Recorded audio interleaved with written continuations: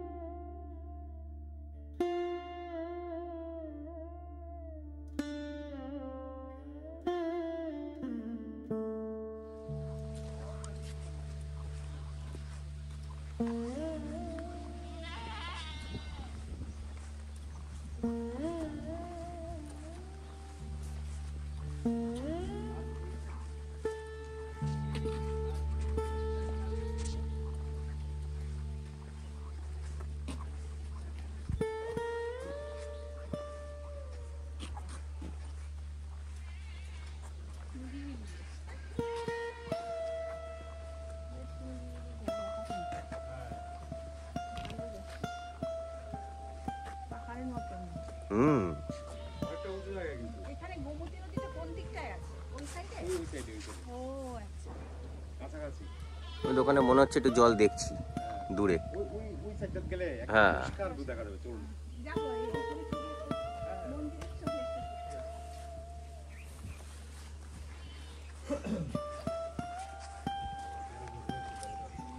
আমাদের বাড়িতেও আছে ছবি। বেল ঝুলে থাকে।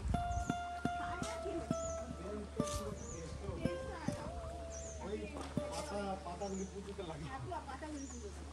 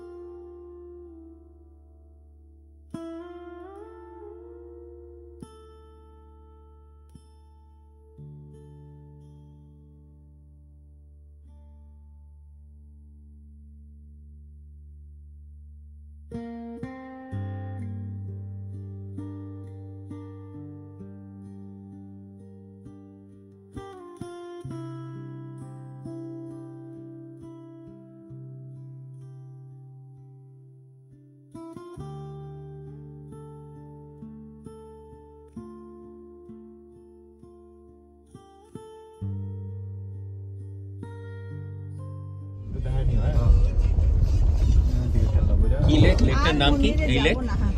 নামতে না এই লেকের নাম কি বললে? ফটিক সাগর। ফটিক সাগর। আচ্ছা। আর ওই যে সামনে সাদা বাড়িটা দেখছেন, হ্যাঁ, এটা ত্রিপুরা ট্যুরিজমের লজ, মানে থাকার জায়গা। ওই অমরপুরে। মানে অনেকে তো ছইমুড়া ডুম্বুর করে তো, হ্যাঁ। করে ফিরে এসে রাত্রে এখানে থাকে। খুব ভিউটা খুব সুন্দর, রাত্রেবেলা এখানে থাকলে আপনার ভালো লাগে।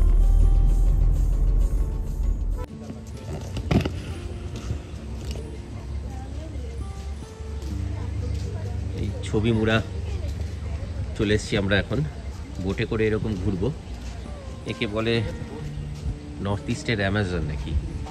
গোমতী নদী এই যে সামনে দিয়ে বয়ে যাচ্ছে। এই গোমতী নদী ধরে ঘুরতে ঘুরতে পাহাড়ের গায়ে খোদাই করা বিভিন্ন মূর্তি, পাথরে খোদাই করা। কবে কে করেছে কেউ জানে না। বলে যে নবম কি দশম শতাব্দী, কি অনেক সময় অষ্টম শতাব্দীতেও হয়তো এগুলো বানানো হয়েছে। সেগুলোই দেখা হবে। এটা লাগবে আর কি 2800।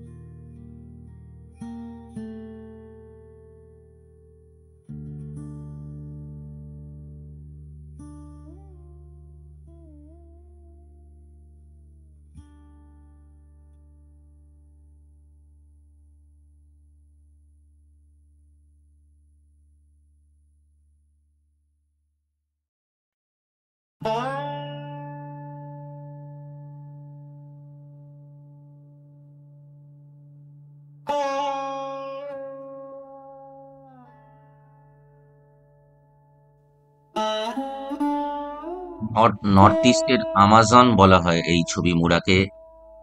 দুপাশে ঘন জঙ্গল, পাহাড়ের মধ্যে পাথর কেটে পাথরের প্যানেলে দেবদেবীর মূর্তি এখানে খোদিত আছে।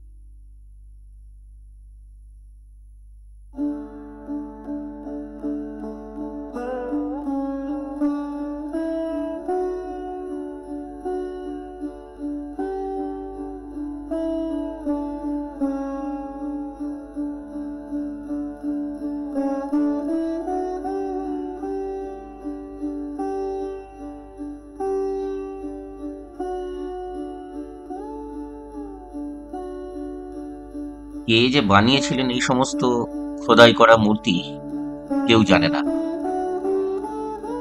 ত্রিপুরার গোমতী ডিস্ট্রিক্টে এটা অবস্থিত, আর নদীটার নামও গোমতী।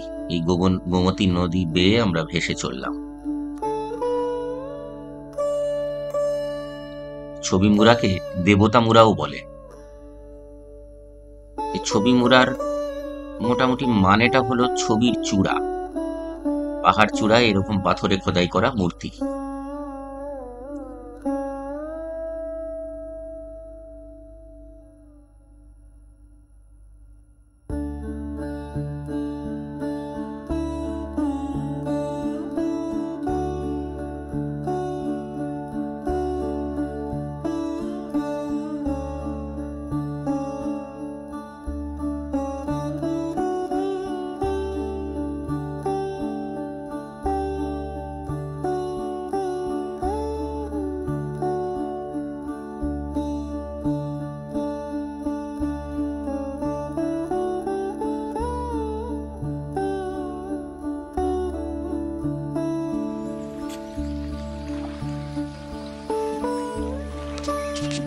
এই ছবি মুড়ায় বিখ্যাত দুর্গা মূর্তি, পাথরের রক কাট।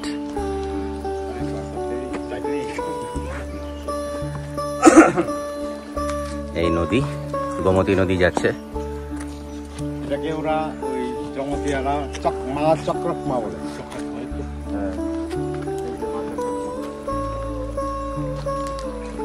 ক্লিন থাকে, তুই ক্লিন নেই কেন? এই তো এগুলো অ্যাকচুয়ালি লোকালরা পারবে না, ওই আর্কিওলজিক্যাল সার্ভে থেকে এসে বসে করতে হবে, কেউ হাত দিতে পারবে না। তাই নাকি?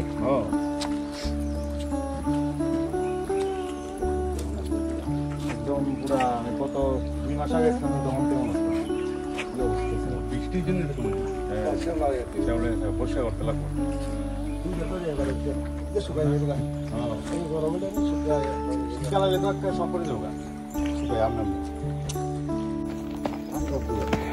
এই পেছনে পুরো দুর্গা মূর্তি রক কার্ভিং করা, পাথর কেটে পুরো এই দুর্গা মূর্তি, আর সামনে ওখানে ওই গোমতী নদী বয়ে যাচ্ছে।